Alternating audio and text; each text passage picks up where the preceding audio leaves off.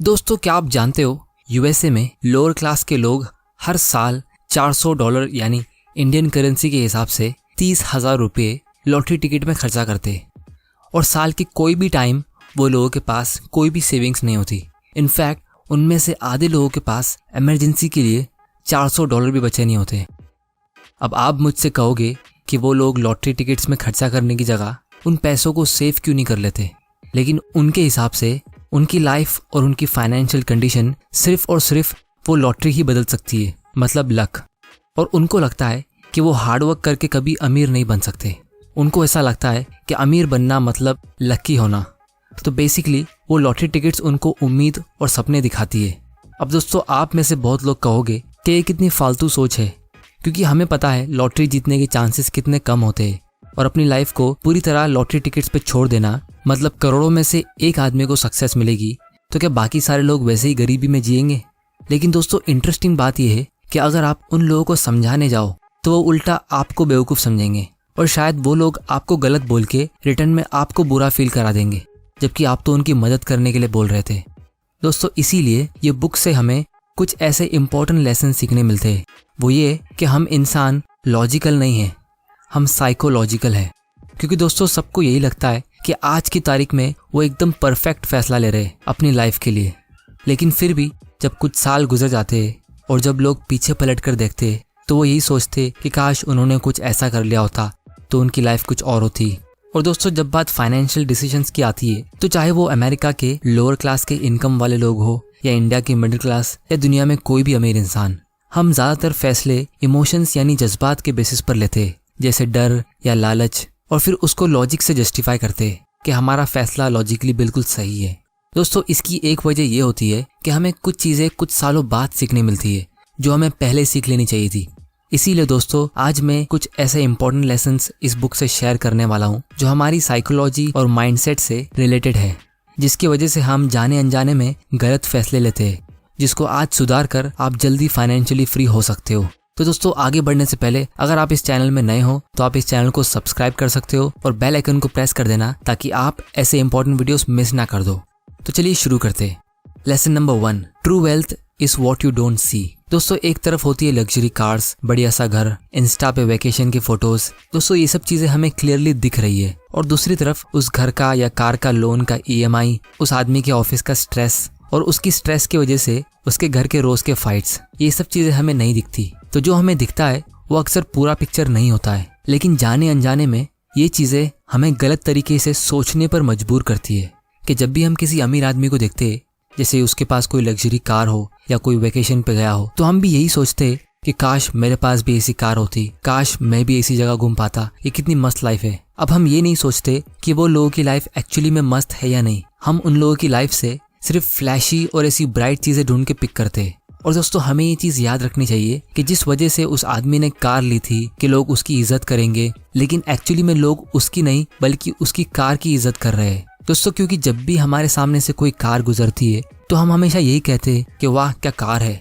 हम कभी ऐसा नहीं कहते कि वाह क्या आदमी है। और इसी वजह से लोगों के दिमाग में एक परसेप्शन बैठ गया है कि अमीर मतलब आपके पास दिखाने के लिए कुछ होना चाहिए, लेकिन रियलिटी में एक्चुअल वेल्थ वो होती है जिससे हम आज़ादी की जिंदगी जी सकते हैं। क्योंकि सबसे बड़ी और सबसे इम्पोर्टेंट चीज जिसे हम पैसे से खरीद सकते हैं तो वो है हमारा खुद का टाइम।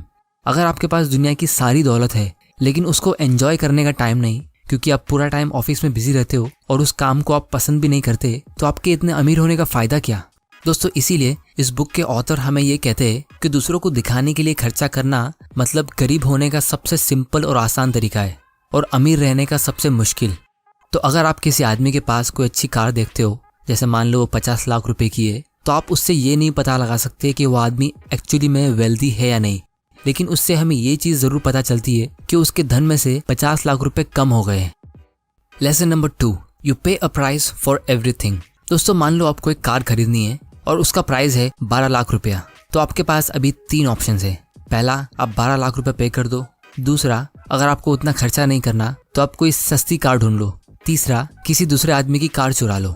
अब दोस्तों, 99% लोग कार चुराने वाला ऑप्शन नहीं चुनेंगे, क्योंकि उन्हें पता है कि फिलहाल तो कार मिल जाएगी, लेकिन उसके बदले आगे जाके फ्यूचर्स में जो प्रॉब्लम्स होगी वो बहुत ज्यादा हो सकती है।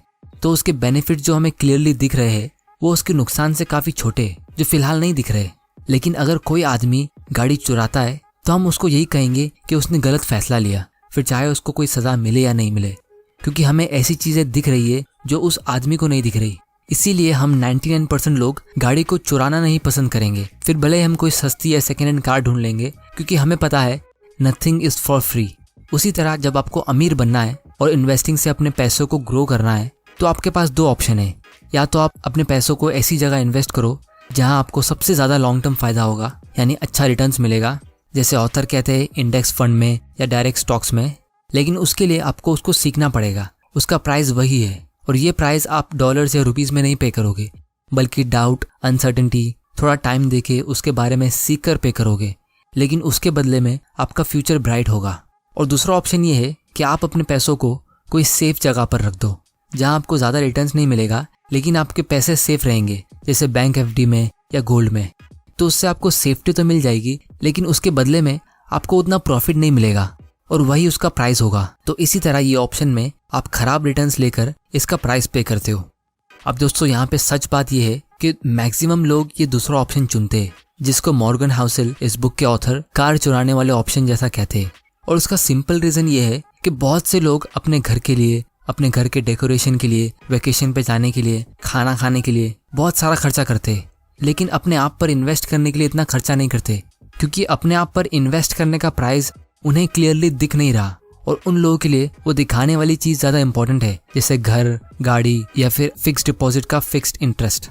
और आपके रोज़ के बोरिंग इन्वेस्टमेंट्स जैसे स्टॉक मार्केट या इंडेक्स फंड से आपको अपना फ्यूचर इतना क्लियरली दिख नहीं रहा, इसीलिए लोग ये ऑप्शन चुनते नहीं है। उसी तरह जिस तरह कार चुराने वाले को उस कार की चुराने की असली कीमत नहीं दिख रही। और दोस्तों ऑथर यहाँ पे हमें एक इम्पोर्टेंट बात कह रहे हैं कि growth is driven by compounding which always takes time, but destruction is driven by single points of failure which can happen in seconds. यानी आपके पैसे धीरे धीरे करके ग्रो होते हैं कंपाउंडिंग के थ्रू, लेकिन बर्बादी रातों रात हो सकती है। Lesson number 3, getting wealthy versus staying wealthy. दोस्तों अमीर बनने के बहुत सारे तरीके होते हैं, लेकिन गरीब होने का एक ही तरीका है, पैसों को बराबर हैंडल नहीं करना और उसको ज़्यादा से ज़्यादा खर्चा करना।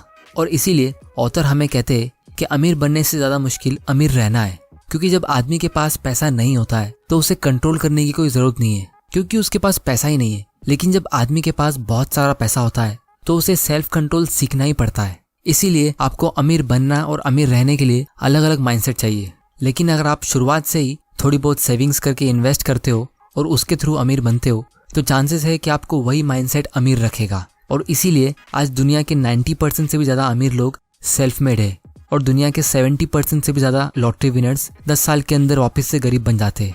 तो इसीलिए आपको हमेशा एक सर्वाइवल माइंडसेट रखना चाहिए, जिसके लिए आपको 3 चीज़ों की ज़रूरत होती है। सबसे पहला, aim to be financially unbreakable, मतलब आप अपने आप को मेंटली और फाइनेंशियली इतना स्ट्रांग बना दो कि मार्केट साइकिल से आपको कुछ फर्क ही ना पड़े।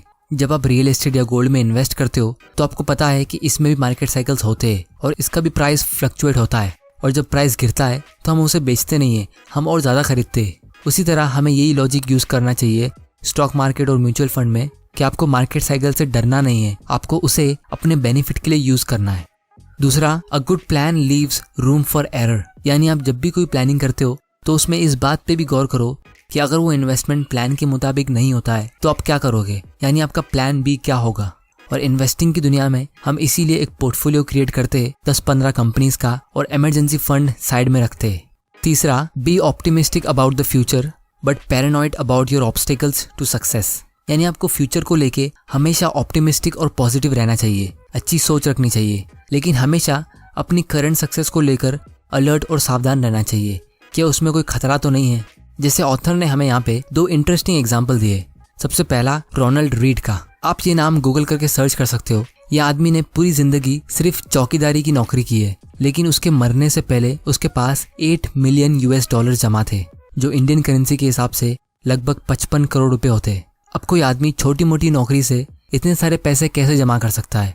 तो उसका आंसर है सेविंग्स और इन्वेस्टिंग की आदत डाल के।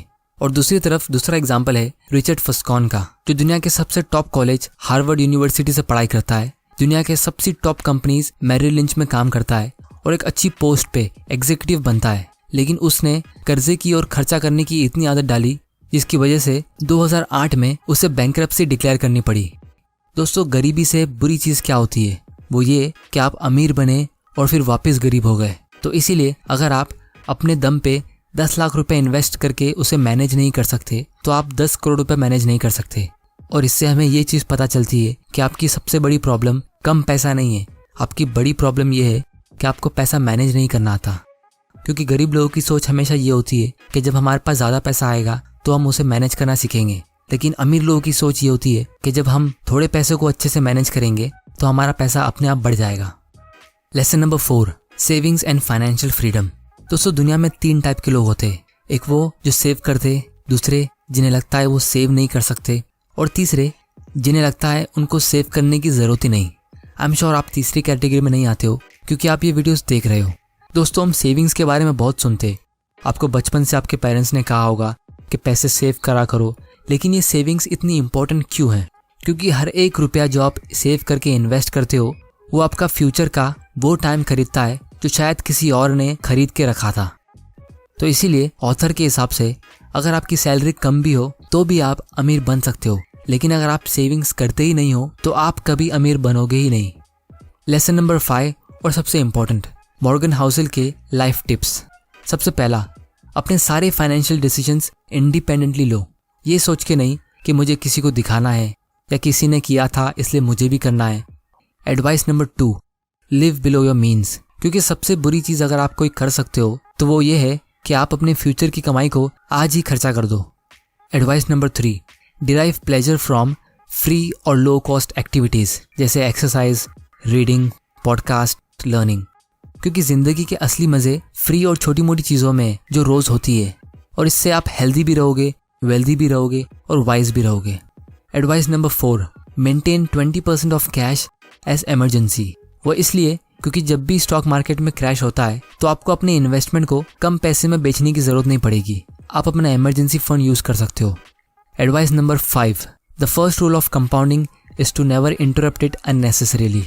आपकी actual wealth long term investing से ही ग्रो होगी, कंपाउंडिंग के थ्रू, लेकिन उसकी कंडीशन ये है कि आप उसे बिना रोक टोक के कंपाउंड होने दो। Advice number 6, every investor should pick a strategy that has the highest odds of successfully meeting their goals. और ऑथर के हिसाब से इंडेक्स फंड लोगों के लिए सबसे बेस्ट चॉइस है। एडवाइस नंबर 7, 3 की elements of Housel's approach, a high savings rate, patience and long term optimism. क्योंकि दोस्तों, बहुत सारे लोग सपने देखते हैं कि उनको करोड़पति लोगों वाली लाइफ जीनी है, दुनिया में बेहतरीन जगह घूमना है, लेकिन एक्चुअली में उनके बोलने का मतलब ये होता है कि उन्हें करोड़ रुपया खर्चा करना है, जो उनकी कही हुई बात से बिल्कुल ऑपोजिट है। क्योंकि अगर आप अपना करोड़ रुपया खर्चा कर दोगे तो करोड़पति कैसे कहलाओगे? तो दोस्तों, आज की वीडियो में इतना ही। अगर आपको ये वीडियो से कुछ सीखने मिला तो इस चैनल इन्वेस्ट माइंडसेट को सब्सक्राइब कर लेना और बेल आइकन को प्रेस कर देना ताकि आप ऐसे इंपॉर्टेंट वीडियोस मिस ना कर दो। और दोस्तों, कमेंट के जरिए आप मुझे बता सकते हो कि मैं नेक्स्ट वीडियो कौन सी टॉपिक पे बनाऊं। अगर आपको ये वीडियो पसंद आया तो इसे लाइक करिए, नहीं पसंद आया तो डिसलाइक करिए। आपका वैल्यूएबल टाइम देने के लिए thank you and good bye.